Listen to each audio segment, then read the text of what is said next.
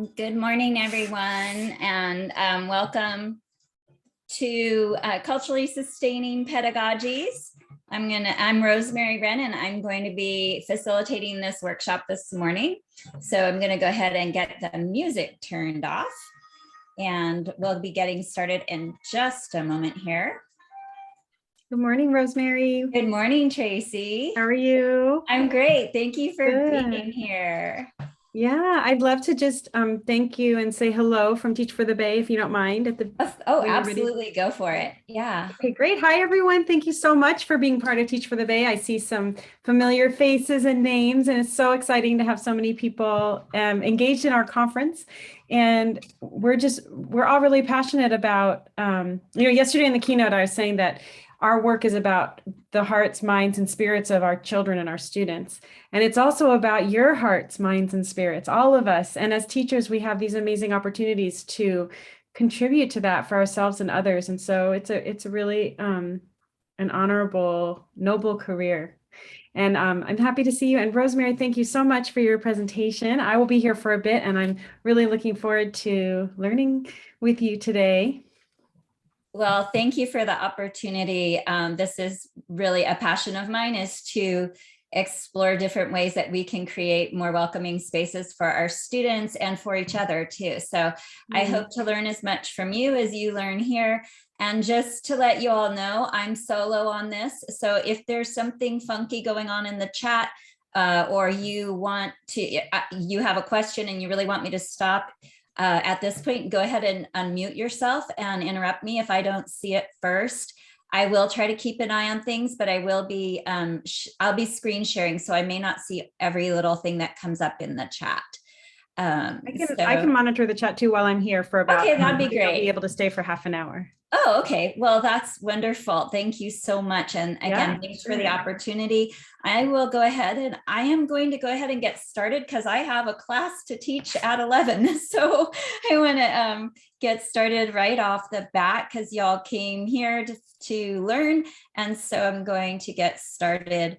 Let's see, with if you want to, while I'm getting started here, if you would like to pop your name in the chat and let us know where you're coming from, or where you're joining us from today, and anything else you want us to know. It's really kind of a fun way to engage during these virtual conferences.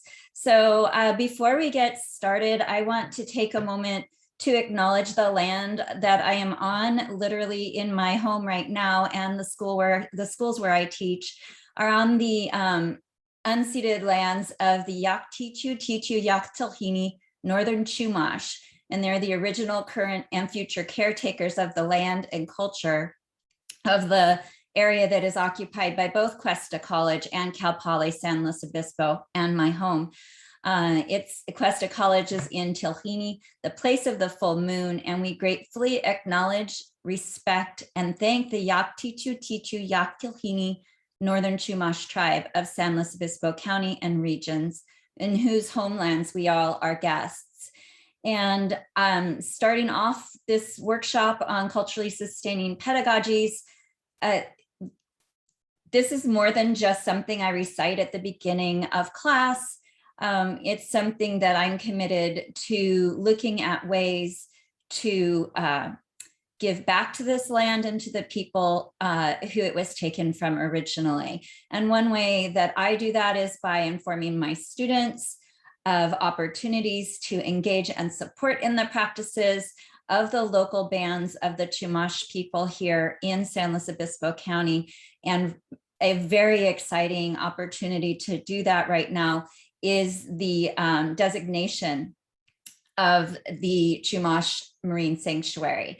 And so one way that we can walk our talk is to get involved in projects like that, where we are attempting to be good stewards of the land with the people who have been taking care of it for so long. So and if you are not sure what land you're on, there's literally an app called What Land Am I On? And you can look it up so that you can share that you can find out for yourself, and you can share it with your students as well. So just a little tiny bit about me. I work at both Cuesta College and Cal Poly San Luis Obispo in education, teacher education. When someone asks me what's my dream job, I say teacher education because I love teaching and I love teaching teachers. I also help in the design of online course design and equitable student-centered practices. My research interests are in how to better prepare teachers to navigate issues of race and identity in the classroom, and also recruiting and retaining more representative teaching force, which I think basically go hand in hand. If you would like to share your screen, turn on your cameras. We love to see you. We also understand what it's like if you don't want to. So I actually just completed my doctoral program last spring and was already in a fully online course or online program. So I've been on Zoom for a few years before we hit COVID. And I know what it's like to just have a day where that camera is just not getting turned on, but otherwise it's fun to see your faces. So I'm going to jump right into talking about culturally sustaining pedagogies. And the very first thing I'm going to say, I will be giving some definitions, but they're not hard and fast. There's a lot of flexibility in the way that we think about these things, and each person may consider this a little bit differently depending on your own personal background. I am not an expert in this field. I am a student and a scholar of it. I identify as a white cisgendered woman with heritage of half Italian and half Irish. So I am a student of, I am not a part of a lot of the communities that I've been exploring. And so while I do have some depth of knowledge here, if something I say does not ring true, please ask me, because I would like to hear that. I seek your feedback and appreciate the learning that comes from that. So culturally sustaining pedagogy, and y'all will have, I will give you a link to the slides at the end. So you're welcome to take notes. You're welcome to just listen, whatever works for you. But culturally sustaining pedagogy, the way Alim and Paris talk about it, is meant to perpetuate and foster. So not just start off with, but continue throughout the curriculum, the linguistic, literate, and cultural pluralism as part of schooling for positive social transformation. And that's a quote straight out of the book that it has been an excellent resource for me and many other folks who are working in this field. And then another quote is that it exists wherever education sustains the lifeways of communities who have been and continue to be damaged and erased through schooling. I grew up fortunate in the ability to see myself in the books that I was learning from, and I understand that was a great privilege, and that many of my students now and in the future and in the past have not had that opportunity. And we know that that is extremely damaging for young people because they're seeking validation of identity and their belongingness. And if they're not seeing themselves in the classrooms, it takes away their validation. And intentionally adopting a culturally sustaining approach to classroom community design and curriculum choices is it's just such a powerful and important thing for us to do. So important that I have my students do a reading out of this book as their very first reading assignment in my Intro to Education course. So it's something I like us to think of as just foundational. It's not just an add-on or something that we add to. Where did it all start? So there are several scholars who've been talking about bringing students' lived experiences into the classroom for many years, over the last about 30 years. And these are some of the names that you're going to find when you start looking at the research and at the scholarship, and if you're looking for books on the topic. So Dr. Gloria Ladson-Billings, she is a brilliant scholar in education and the way race affects education systems and how it affects kids. She is the first person, not the first person, but as part of a group of scholars that has had articulated the concept of culturally relevant pedagogy. And what she was talking about initially was bringing in students' understandings and culture into the classroom, and basically providing that validation for students whose culture you're bringing in, but then also exposing students who didn't have that lived experience to other ways of knowing and being. And quite frankly, when there's only one story being told in a classroom, and that story is about people who look like you don't have any more questions, and it's important for children who are in the majority or in the perceived majority, people like me, to learn that, hey, there are other cultures out there that are contributing to our community that have all of these important things to share with us. And they're not just trivial, they're important. We need to bring them into the classroom.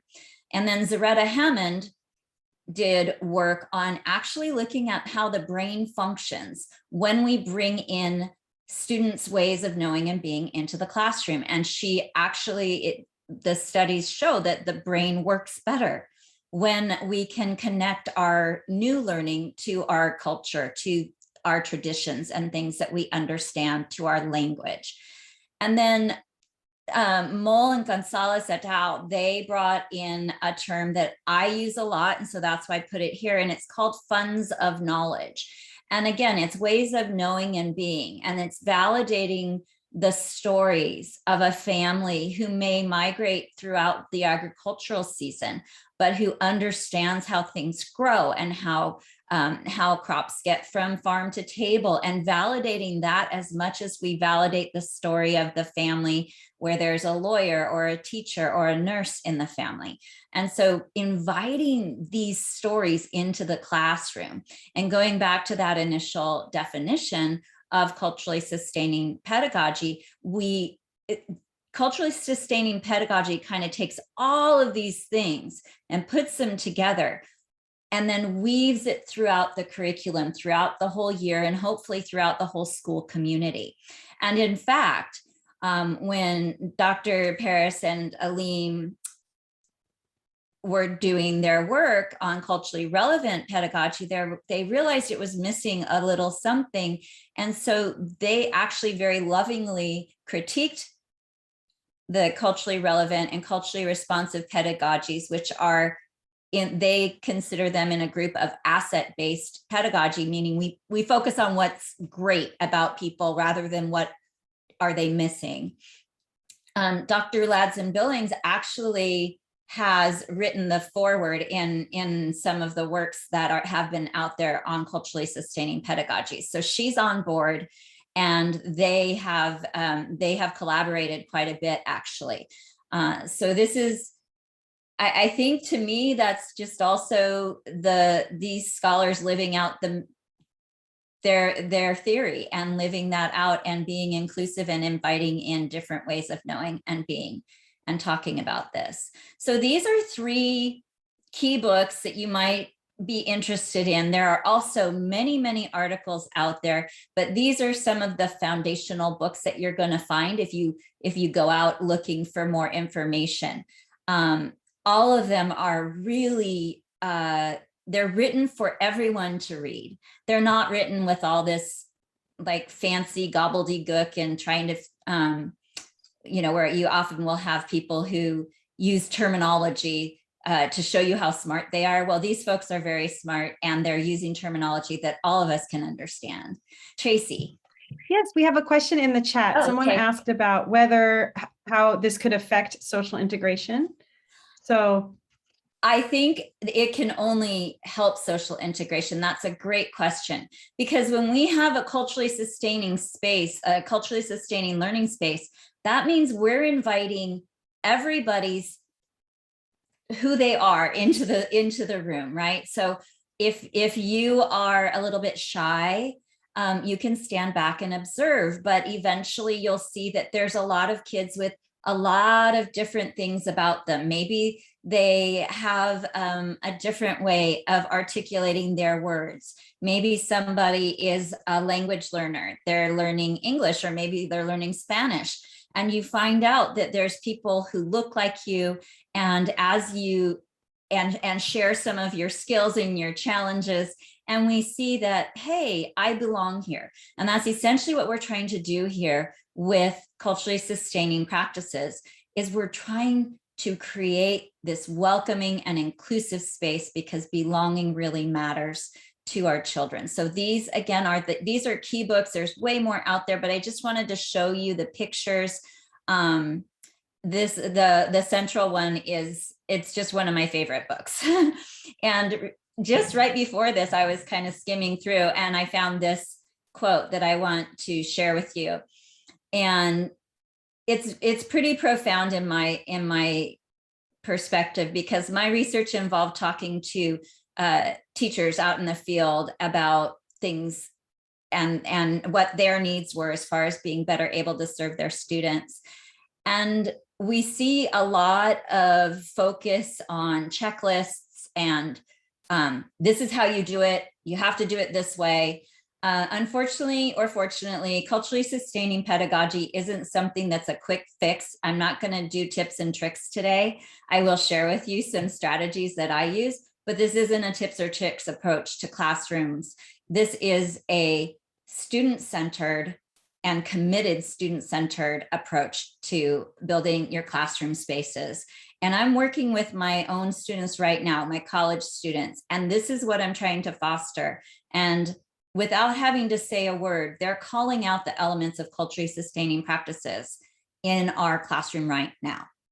So it works, and we can also look at this and know that we're going to have fewer challenges with behavior.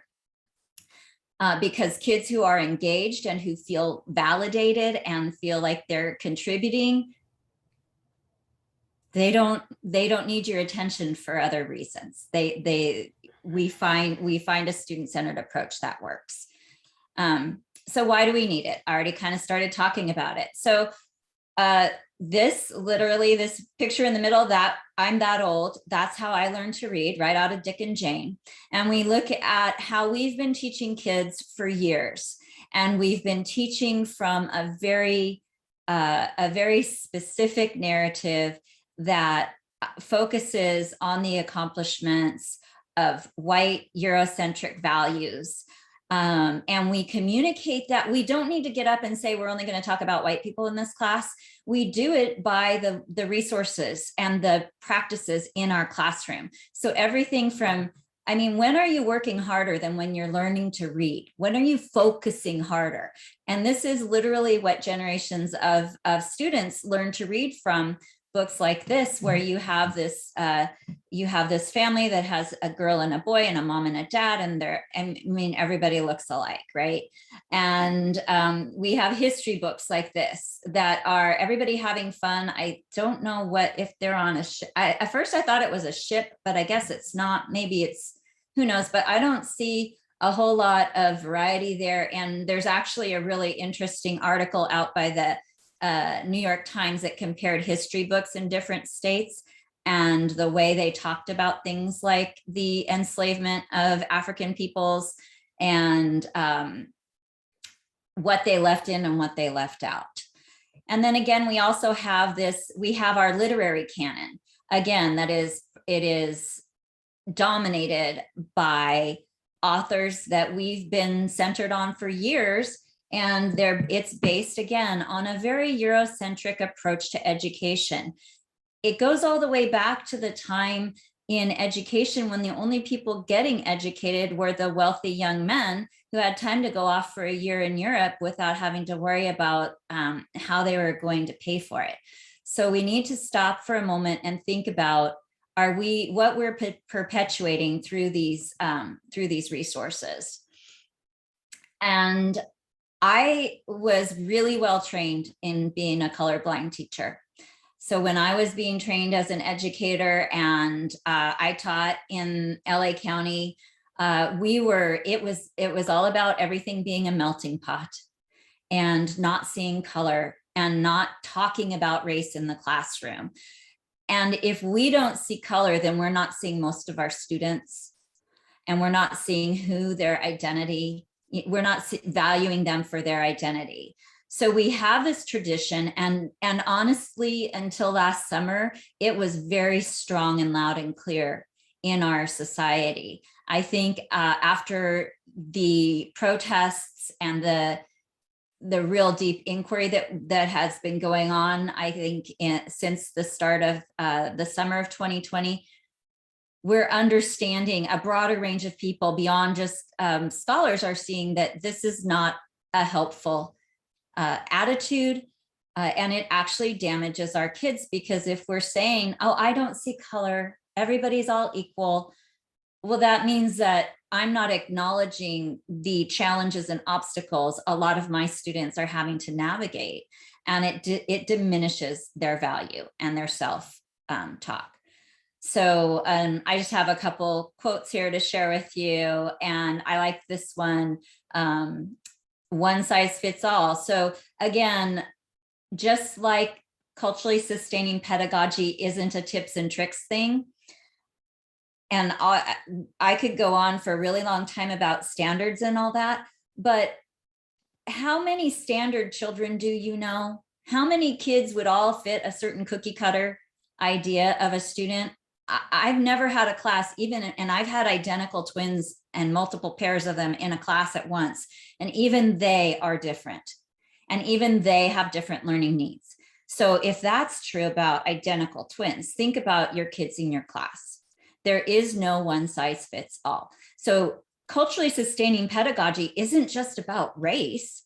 It's about how kids learn and different ways of processing information. And it's about that young man in my class who had failed at every other school he was in, and he had to do a project at the end of reading a book in our class, and I gave them options, and one of them was to film it.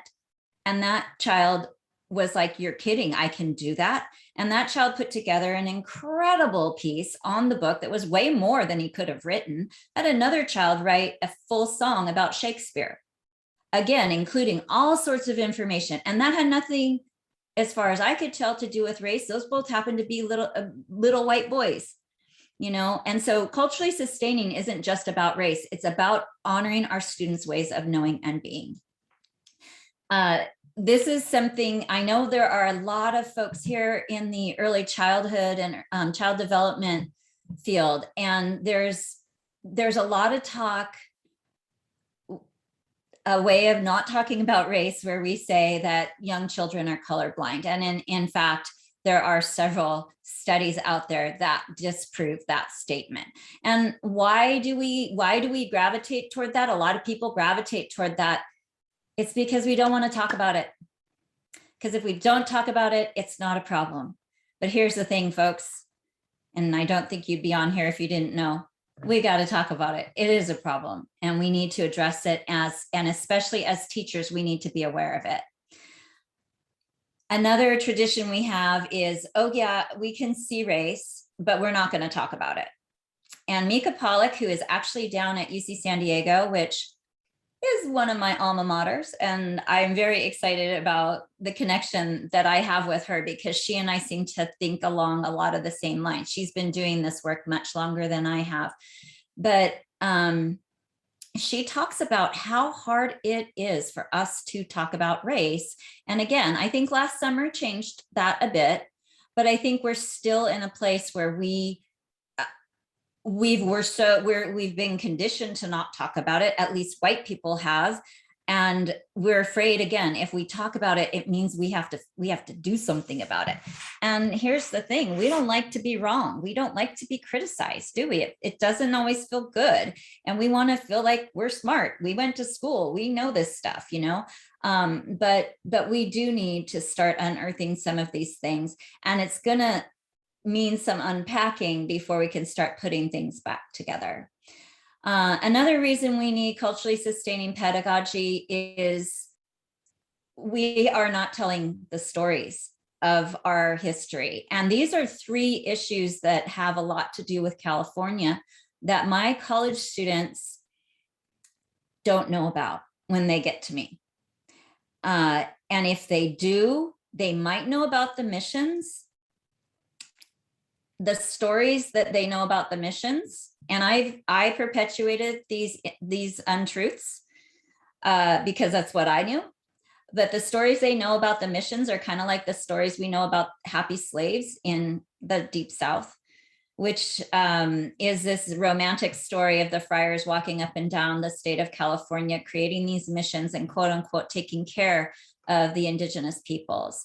And we know that's not fact. And that was evident again last summer. And we've seen a lot of indigenous groups they've been activated. They have always been activated. They've always been working, but people are finally hearing. And one of the things, we have a mission smack in the middle of San Luis Obispo. In fact, I mean, that's the origin, I think, of the current version of the town. And I have a dear friend who, her people are the people who got trampled for that thing to get built. And last summer, they took down the statue of Father Sarah, mostly so it wouldn't get damaged. And we had a conversation about statues, and she pointed out to me that we have statues to the people who were the oppressors, but we don't even have any acknowledgement of the people who died building that thing. And she said, literally, she said to me, the only time we ever know is when we try to dig up the road to build a new road and we find their remains. And that is not okay. Also, again, they were called Indian boarding schools with the explicit purpose of eliminating entire nations of peoples, because the indigenous people on this continent had complex civilizations, and the US government was real interested in the land. And the best way to do that was to eliminate the people who were on it. And the boarding schools were intentionally established to try to get rid of the indigenous languages and customs and to remove the next generation, because that was one of the ways that was seen as accomplishing the goals. And the thing, we've been hearing more about Indian boarding schools, but before the talk in Canada was circulating, again, most of my students didn't know coming in that there was such a thing. And my big question is, why do we have cemeteries at schools? I don't know of other schools where there are cemeteries.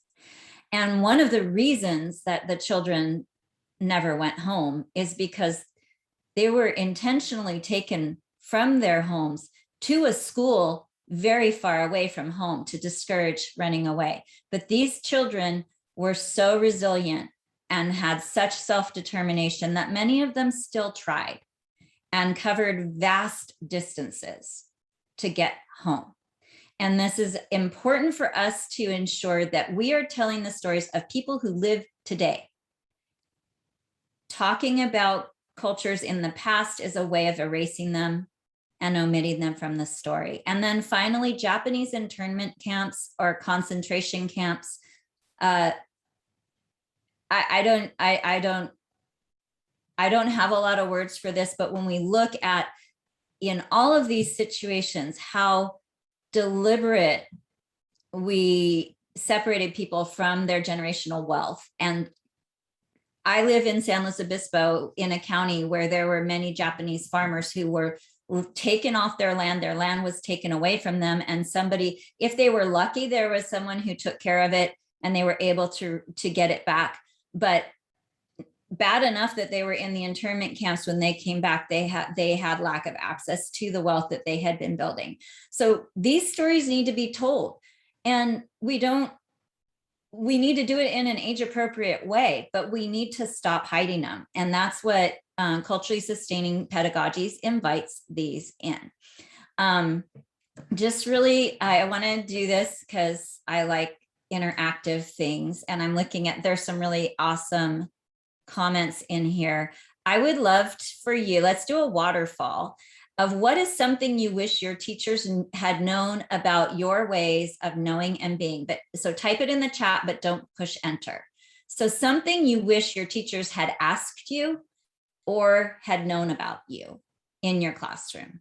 And it could be, I don't like purple. I like stories. I don't like numbers, whatever it was. So think about, I'm going to give you a few more seconds.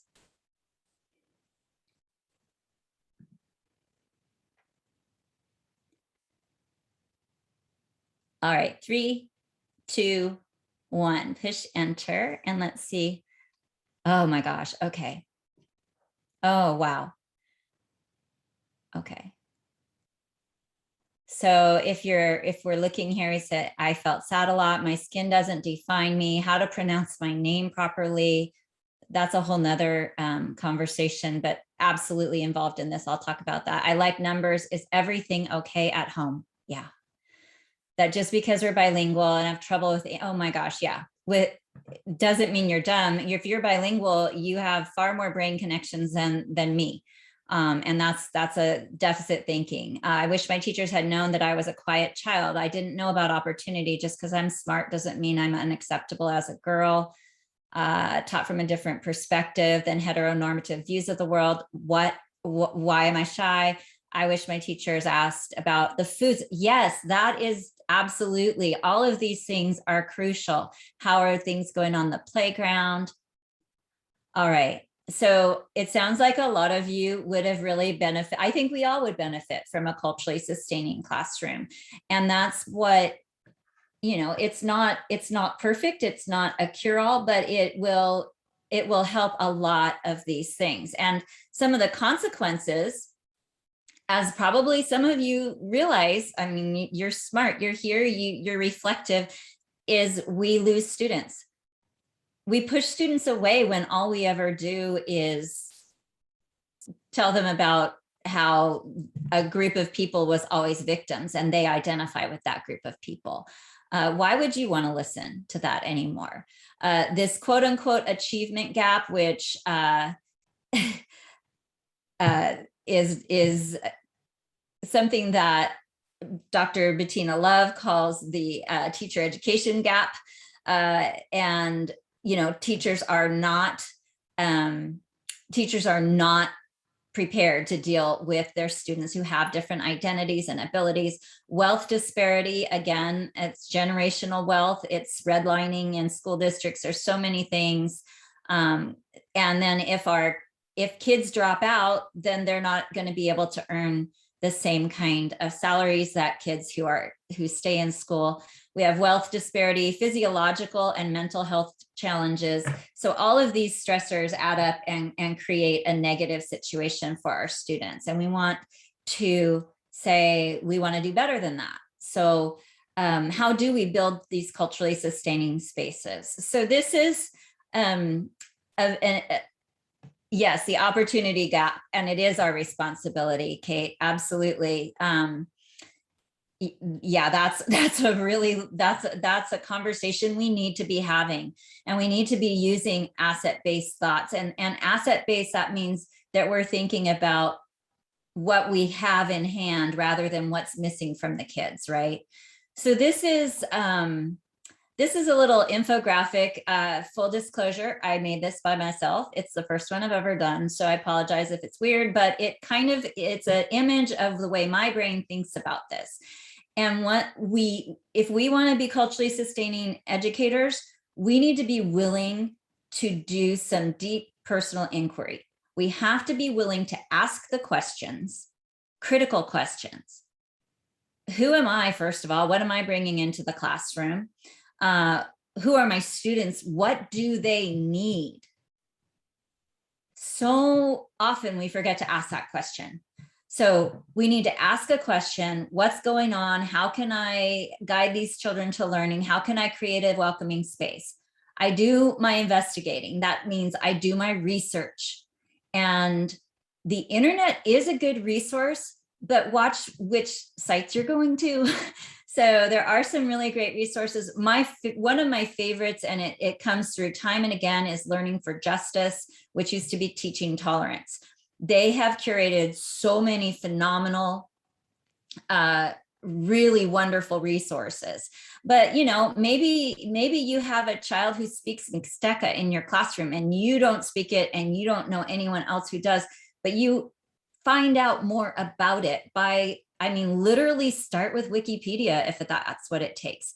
Getting to know our students and building relationships with them is literally, if you do that, the rest of this follows. But find out what you can do about it, reflect on your options, choose something and do it. And once you act, think about, how did that work? And you just start the whole cycle over and over again. And we see a lot of inquiry and reflection. We need to remember this part, this action.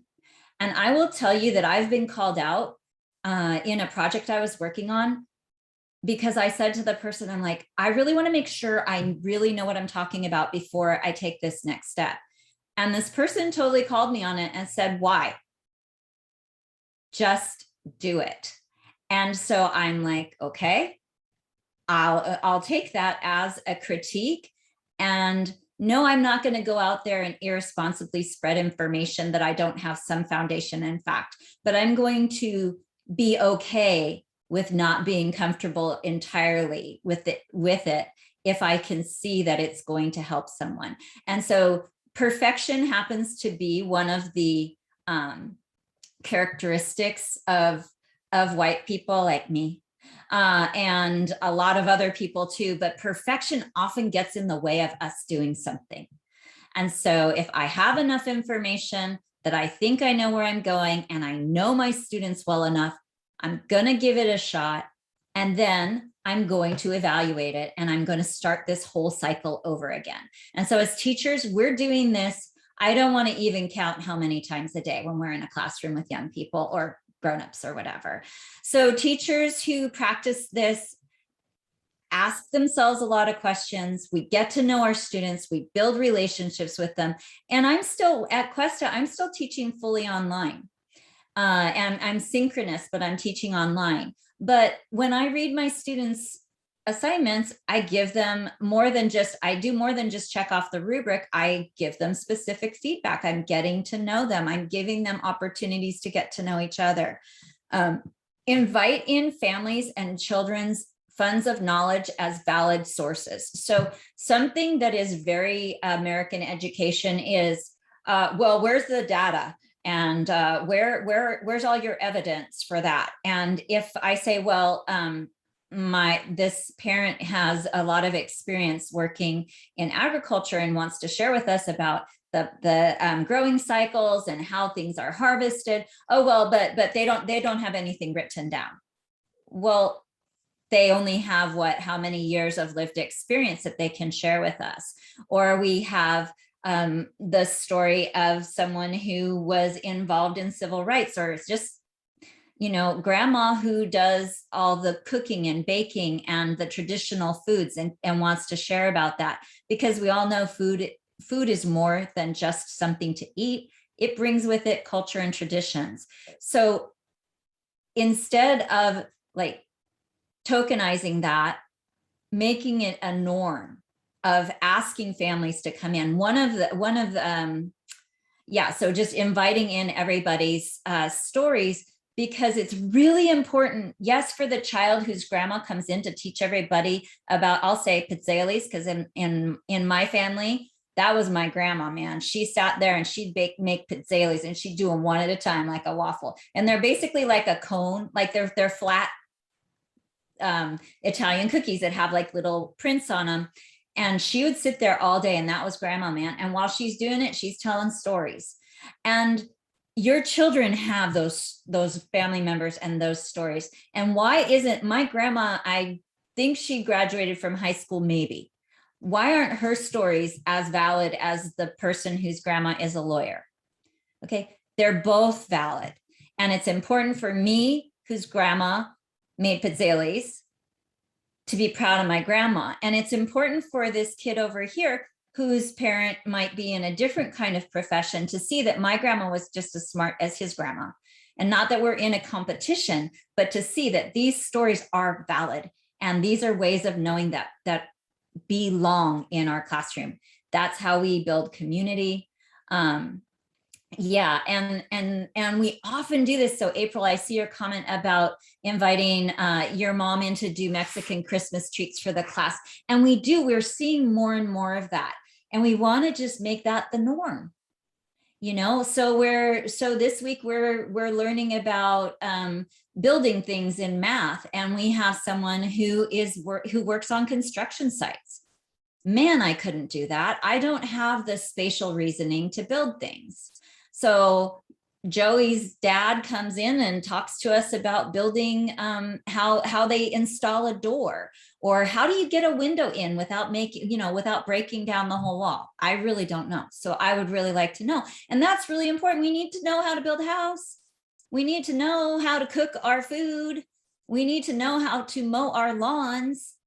Like, I need help with that right now, so all of these jobs, it's about showing kids that all of these jobs matter, that they matter, that their families matter. Matter.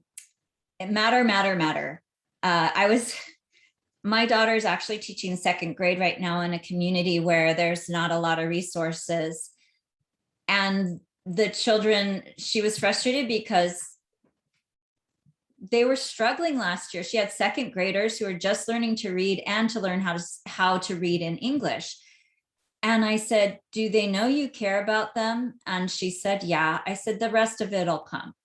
And you may have picked up that I'm not a huge fan of standardized tests and things like that. And honestly, those kids, at first she's like, they're not going to do well on the test. They're not going to do well on the test. Guess what happened at the end of the year, which when they gave them an exam, they did well. Why did they do well? Probably because she taught them some stuff, but more so, I choose to believe because they believed in themselves, and she invited their stories and ways of knowing and being into the classroom.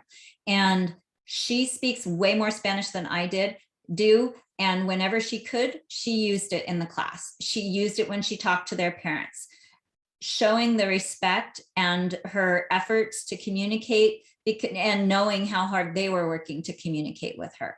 So build community. Martin Luther King Jr. talks about the beloved community where we get everyone to work together for the benefit of all of us. Cultural memory. Okay, if you are not familiar with Dr. Bettina Love, just Google her. She is phenomenal, and she's part of a group that is called the Abolitionist Teaching Coalition.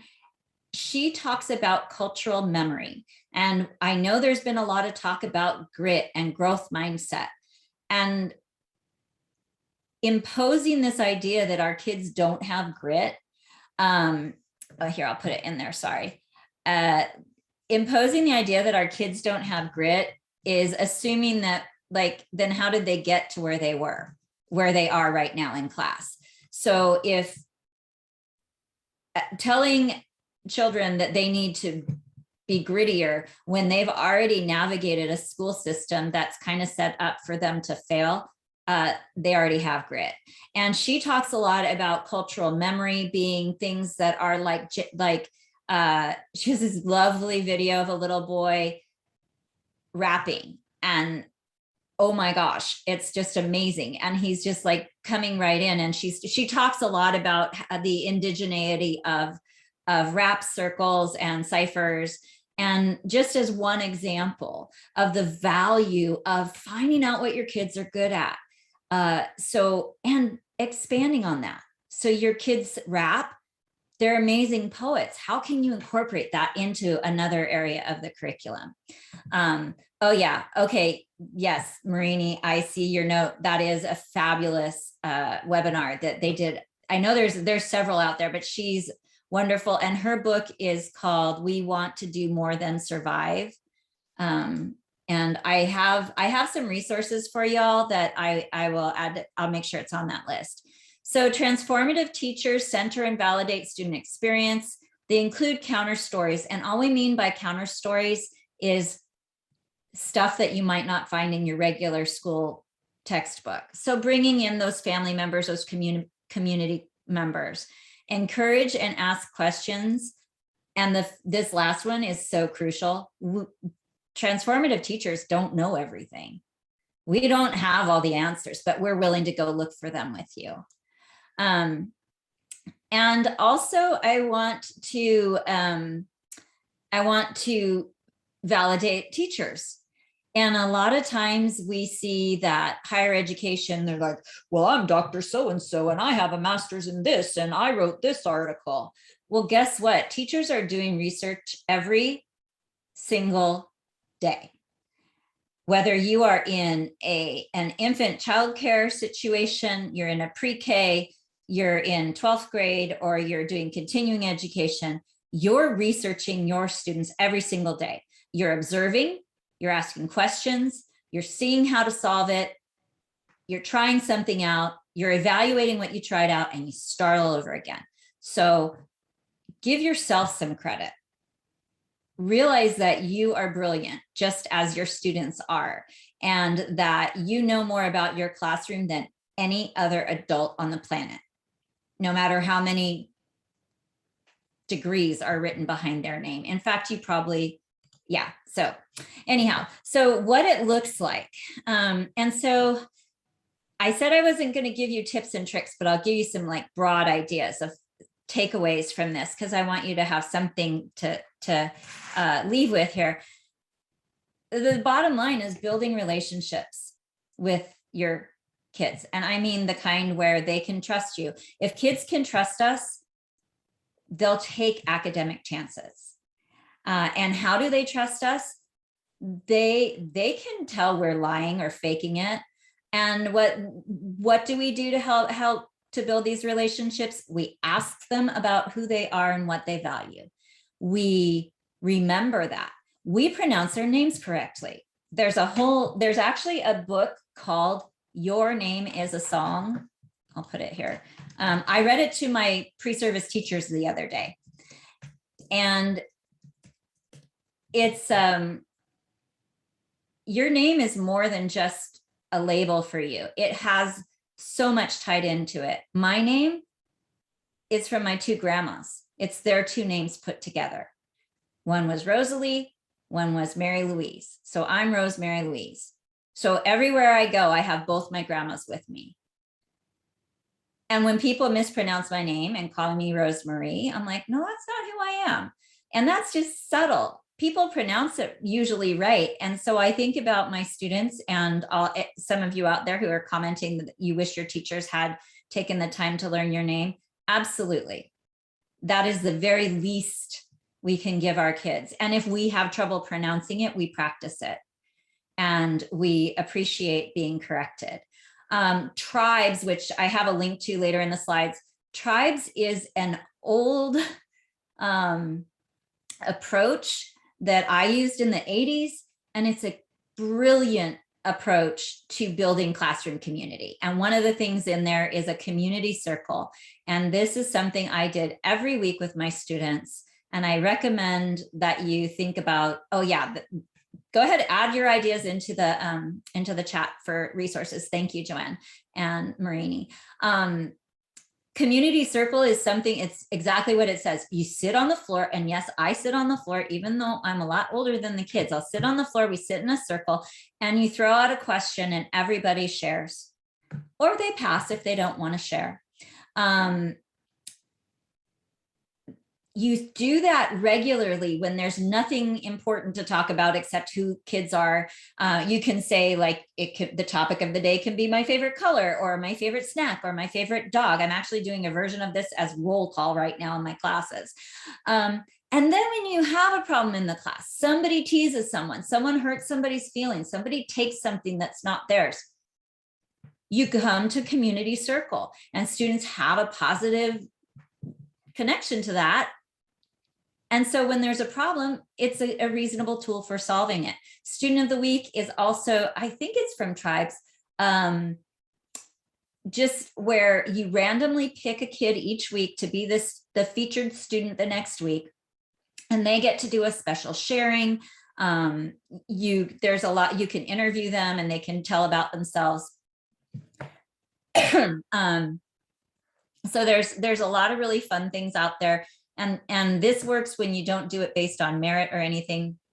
Liberating structures are some ideas for problem solving, and that's a link to a site. Social studies and English language arts, you can have kids do reports on their moms and dads and grown-ups.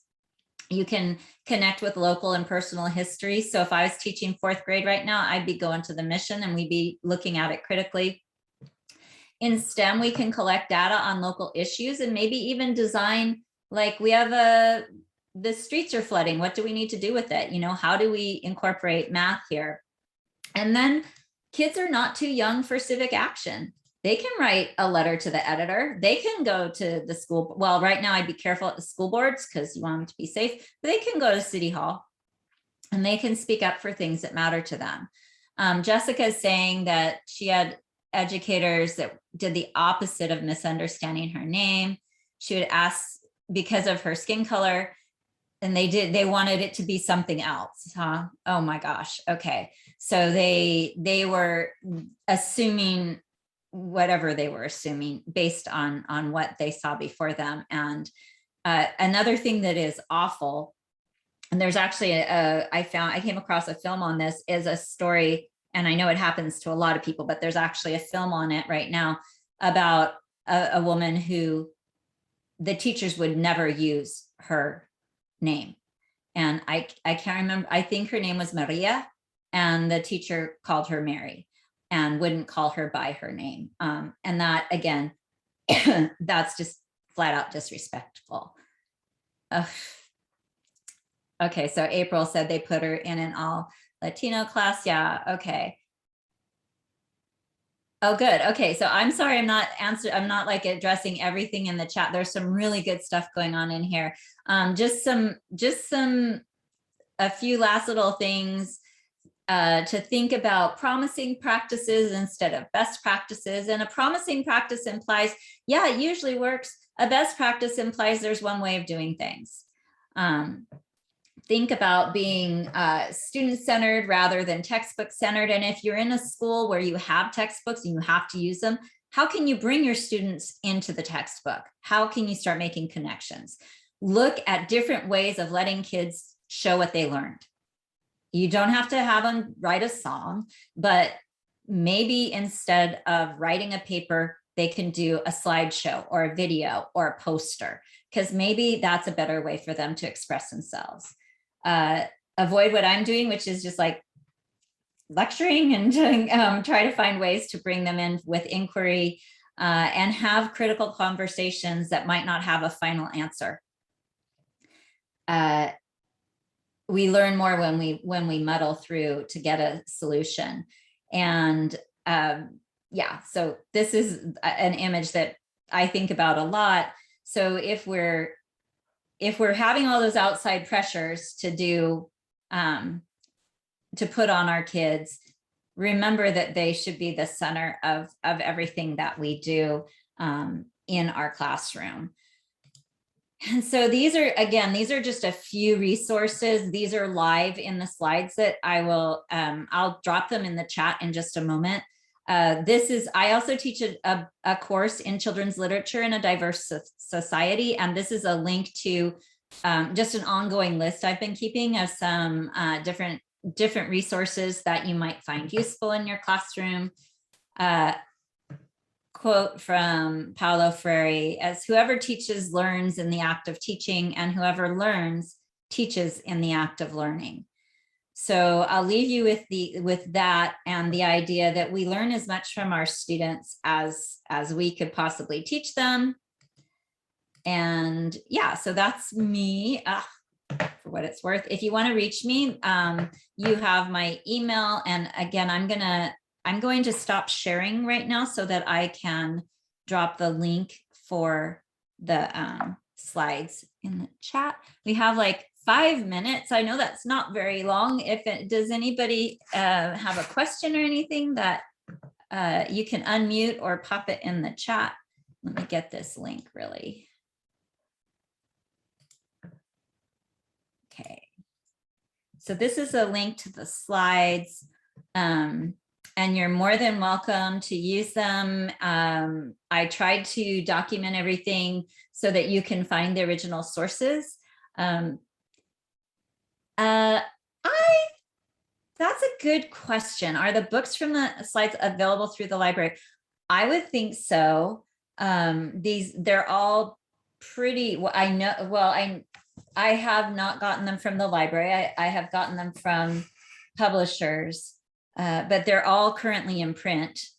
And if you would like me to send you a certificate to show that you participated in this event today, I would like you to put your name and your email in the chat, and I'll stay on long enough for you to get to do that. And I will send those out, but I have to be really honest with you, it won't be before the weekend, just because of the schedule that I have here. Also, I am recording this and it will be posted with captions later on the Teach for the Bay site. So yeah, so are there any questions? We do have a couple of minutes. Well, I just want to say thank you and comment on something that you said, that the brain works better when we can connect what we are learning with the reality we are in.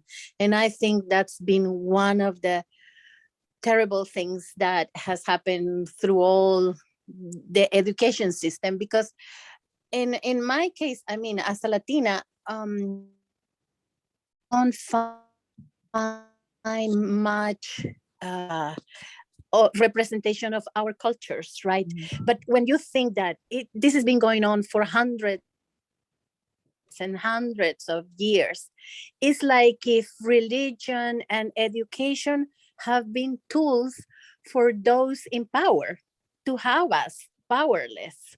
So I'm so happy that I came to this workshop, because I'm going to start digging in this, reading more about this. I'm so happy. So thank you so much. Oh, you're welcome. And, you know, you brought up power, and we didn't even start talking about the issue of power and who holds it in the classroom. And that I'm really glad you brought it up, because that's another thing about culturally sustaining practices is traditional Western education. The teacher holds the power and the teacher holds the knowledge, and the teacher gets to decide what counts as knowledge. So if I am teaching from a Eurocentric, very traditional American education perspective, I decide whose knowledge counts and what I'm teaching and who has access to that knowledge. So what would that look like? Mm-hmm. Yes. Presenting things in English when I know that I have students who have other languages that they might need for access. It involves me only talking about one side of the mission story, and so many things. So I'm glad, Patricia, that you brought up the point about power, because that absolutely plays into this. And this distributes that power. See, that distributes the power a little bit. I mean, you're still a grown-up in the room, but it by sincerely welcoming students' stories into the space, you're validating that they might be 6 years old, but they know stuff and they have something to share. And that's really important. And that goes to my other research interest, which is recruiting a more representative group of teachers. That's a whole nother story. But in my research, I found that one of the reasons we don't have a representative group of teachers is because from their youngest age, we tell students of color that they aren't ever going to go to college, or their ideas are not worth what our time is telling us is valid knowledge. So that's a whole nother talk. That's a whole nother thing to think about. But the way we treat kids when they're 2 or 3 or 7 is going to impact their longevity in school. So thank you for coming. I appreciate you all. Please reach out if you have questions. I love to communicate with you, and have a great rest of your day. Have a great day. Thank you. Bye. Bye-bye.